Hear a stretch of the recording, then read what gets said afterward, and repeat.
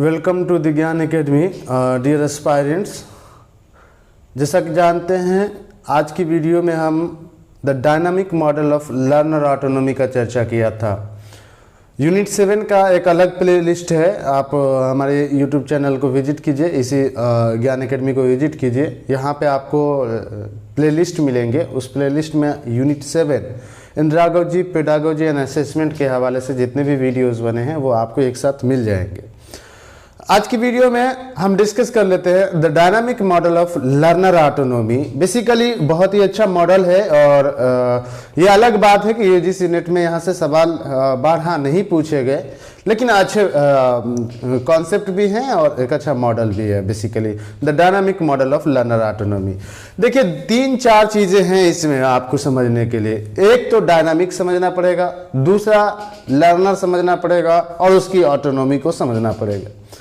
देखिए डायनामिक का मतलब ये है कि बेसिकली मूवमेंट होना, और मूवमेंट का मतलब है कि लर्नर अपने मुताबिक मूवमेंट करना, अपने अनुसार मूवमेंट करना। किसी लर्नर्स को अगर लगता है कि मैं पहले प्लान बनाऊंगा उसके बाद फर्दर आगे की प्रोसेस करूंगा तो वो ऐसे करेगा। किसी लर्नर्स को लगता है कि नहीं पहले मैं काम कर लेता हूं, है ना, उसके बाद मैं प्लान डेवलप करूंगा, उसके बाद मैं एक डिजाइन बना दूंगा। किसी को लगता है कि नहीं पहले हम इवैल्यूएशन कर लेते हैं, फिर हम प्लानिंग करेंगे और फिर जाकर के हम सीखेंगे चीजों को। तो कहने का मतलब डायनामिक से यही मतलब है कि लर्नर को पूरी तरीके से स्वतंत्रता हासिल है, फ्रीडम हासिल है कि वो जहां से चाहे जब चाहे कंफर्टेबल मूवमेंट कर सकता है। वो लर्नर आप समझते हैं, लर्नर बेसिकली कहते किसको है? लर्नर बेसिकली जो स्टिमुलस को रिस्पॉन्स करता है उसको हम लोग लर्नर कहते हैं। जैसे मैं अभी आपको स्टिमुलस दे रहा हूं, आप उसको रिस्पॉन्स कर रहे हैं, आप लर्नर हैं। आप अपने बच्चों को स्टिमुलस देते हैं, आप बच्चे आपके रिस्पॉन्स करते हैं, वो लर्नर्स हैं, है ना। अब उसकी ऑटोनॉमी का क्या मतलब है? देखिए ऑटोनॉमी का मतलब होता है खुद मुख्तारी या स्वायत्तता कहते हैं उसको, स्वायत्तता। स्वायत्तता, ऑटोनॉमी या खुद मुख्तारी का मतलब ये है कि लर्नर्स अपनी लर्निंग प्रोसेस का खुद ही मुख्तार है, खुद ही मालिक है, खुद ही उसकी स्वायत्तता उसको हासिल है। तो लर्निंग प्रोसेस में जब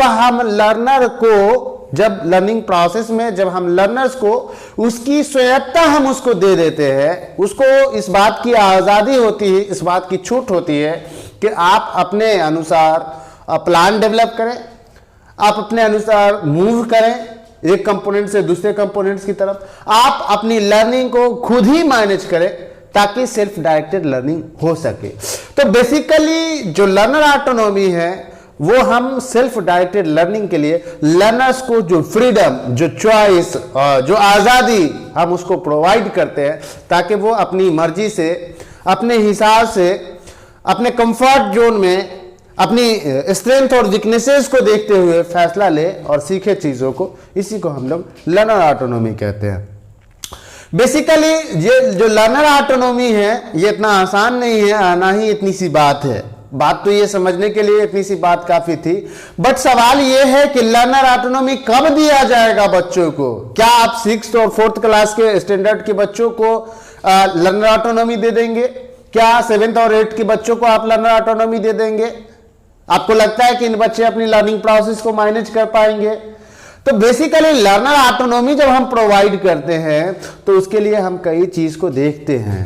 बेसिकली लर्नर्स की एबिलिटी, लर्नर्स की कॉम्प्रिहेंशन, लर्नर का अंडरस्टैंडिंग लेवल, लर्नर्स की स्किल्स, उसकी पर्सनालिटी, उसका नॉलेज, जी हम इन तमाम चीजों को चेक करते हैं, इन तमाम चीजों को देखते हैं। उसी तरीके से लर्नर का मेटाकॉग्निटिव नॉलेज, अगर लर्नर्स हमारे उन तमाम क्राइटेरिया पे खरा उतरता है तब हम उसको ऑटोनॉमी देते हैं कि हाँ ठीक है, आप अपनी लर्निंग प्रोसेस को खुद ही मैनेज कीजिए, खुद ही उन चीज़ों को देखिए।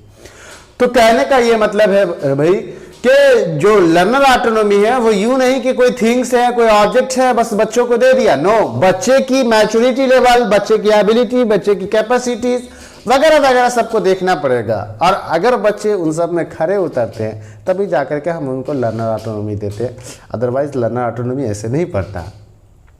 दूसरी चीज ये है कि लर्नर्स का हमें कॉग्निटिव और मेटाकॉग्निटिव डायमेंशन भी देखना होता है। जैसे लर्नर्स की नॉलेज, लर्नर्स का अवेयरनेस, लर्नर का इंटरेस्ट, लर्नर का एटीट्यूड, लर्नर्स का एप्टीट्यूड, हम इन तमाम चीज़ों को देख करके लर्नर्स को क्या कहते हैं, ऑटोनॉमी देते हैं।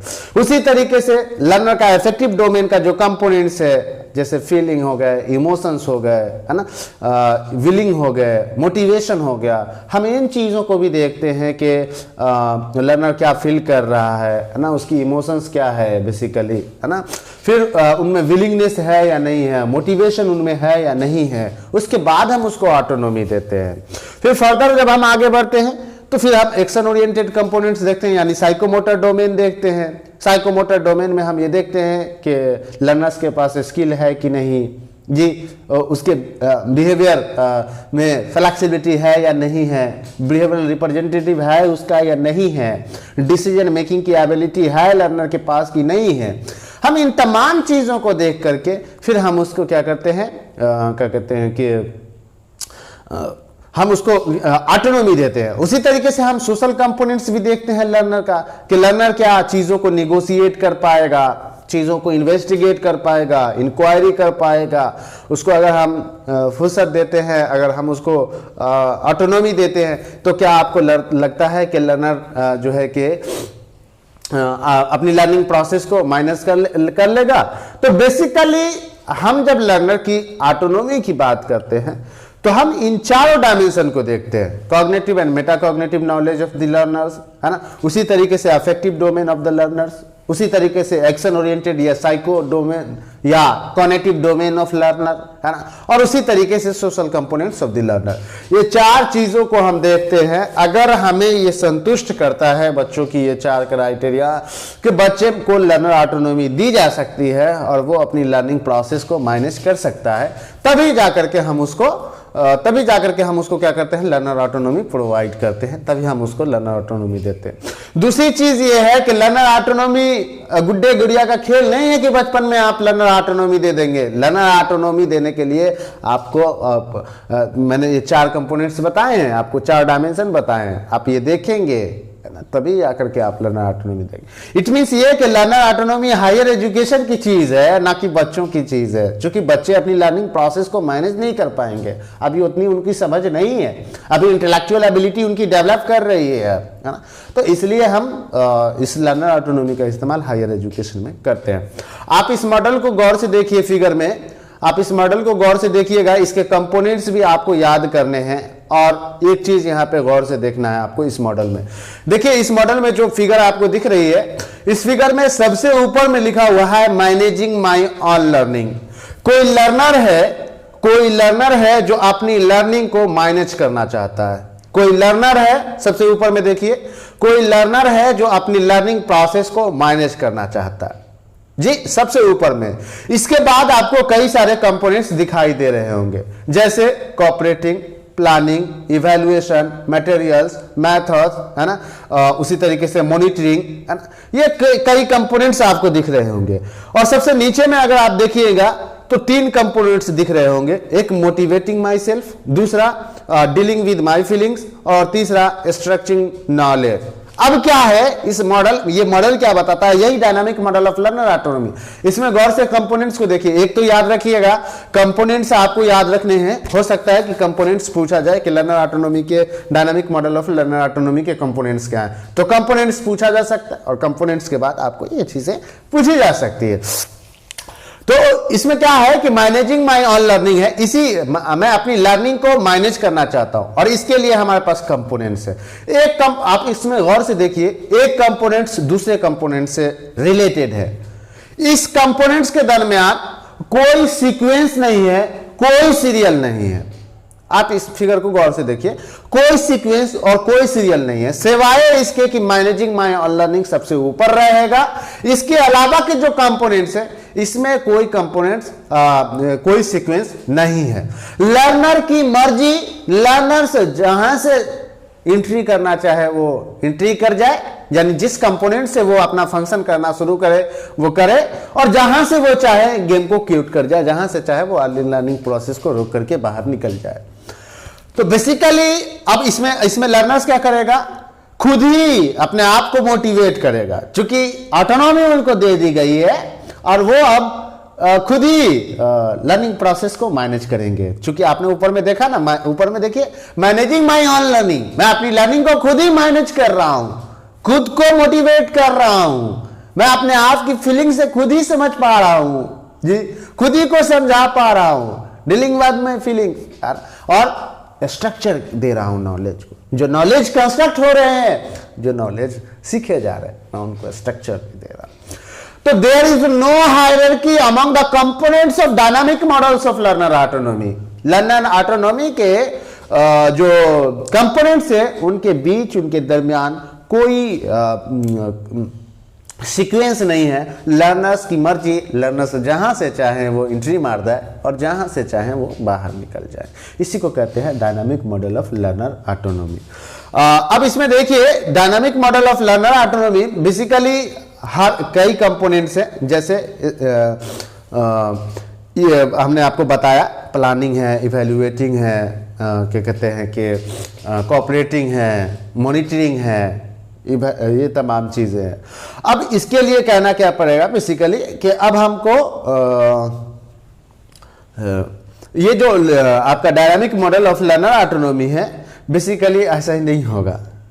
इसके लिए तो मैंने पहले ही बता दिया आपको कि लर्नर को ऑटोनॉमी हम तभी देंगे जब वो 4 कंपोनेंट्स या 4 जो डायमेंशन है हमारे, अगर लर्नर हमको उस पर सेटिस्फाई करता है तो हम उसको देखेंगे। तो कहने का मतलब है कि इसमें अगर आप कंपोनेंट्स देखिएगा तो एक तो आपको प्रोसेस ओरिएंटेड दिखेगा, दूसरा एक्शन ओरिएंटेड दिखेगा, है ना। जैसे मैं कंपोनेंट्स में आपको दिखेगा structuring my knowledge, dealing with my feelings, है ना, मोटिवेटिंग माई सेल्फ। उसी तरीके से आपने देखा क्या कहते हैं planning, choosing materials and methods, है ना, कंप्लीटिंग टास्क। उसी तरीके से monitoring, evaluating, cooperating, managing my on learning. ये कंपोनेंट सब याद रखिएगा। यहाँ पे कोई हायरार्की नहीं है, सिर्फ और सिर्फ मैनेजिंग माई ऑन लर्निंग को छोड़ करके वो सबसे ऊपर रहता है ना। अब कहने का मतलब ये है कि एक बात मैं क्लियर करके आज के इसके क्लास को खत्म करूं, ये मॉडल फंक्शनली और स्ट्रक्चरली दोनों डायनामिक है। Dynamic model of learner autonomy के बारे में कहा जाता है कि dynamic model of learner autonomy is functionally and structurally dynamic. तो फंक्शनली और स्ट्रक्चरली डायनामिक क्यों? स्ट्रक्चरली डायनामिक इसलिए क्योंकि हर कंपोनेंट्स एक दूसरे से डायरेक्टली रिलेटेड है। हर कंपोनेंट्स एक दूसरे से डायरेक्टली रिलेटेड है, इसलिए हम इसको क्या कहते हैं कि स्ट्रक्चरली डायनामिक कहते हैं। Dynamic model of learner autonomy को स्ट्रक्चरली डायनामिक कहते हैं। क्यों? क्योंकि हर कंपोनेंट्स एक दूसरे से रिलेटेड है, एक दूसरे से संबंधित है। दूसरी बात, ये जो मॉडल है इसको फंक्शनली डायनामिक भी कहते हैं। The dynamic model of learner autonomy जो है वो फंक्शनली डायनामिक भी है। और फंक्शनली डायनामिक क्यों? फंक्शनली डायनामिक इसलिए क्योंकि लर्नर्स की मर्जी वो फ्रीली मूव कर सकते हैं, फ्रीली मूव कर सकते हैं एक कंपोनेंट से दूसरे कंपोनेंट्स की तरफ, उसको रोकने वाला कोई नहीं। मैंने आपको पहले ही कहा, एग्जांपल दिया कि अगर कोई लर्नर चाहता है कि हम पहले प्लान डेवलप करें उसके बाद की अमल करें, और कोई लर्नर कहता है कि नहीं मैं पहले क्या करता हूं कि इवैल्यूएशन करता हूं, उसके बाद की प्रोसेस में बाद में करूंगा, तो ये क्या है? लर्नर ये फंक्शनली डायनामिक है। हर लर्नर की ऑटोनॉमी है कि वो अपने हिसाब से जिस कंपोनेंट से चाहे वो शुरू करे और जिस कंपोनेंट से चाहे वो खत्म कर ले। आज के लिए आज की इस वीडियो के लिए बस इतना ही। मिलते हैं नेक्स्ट वीडियो में। बहुत बहुत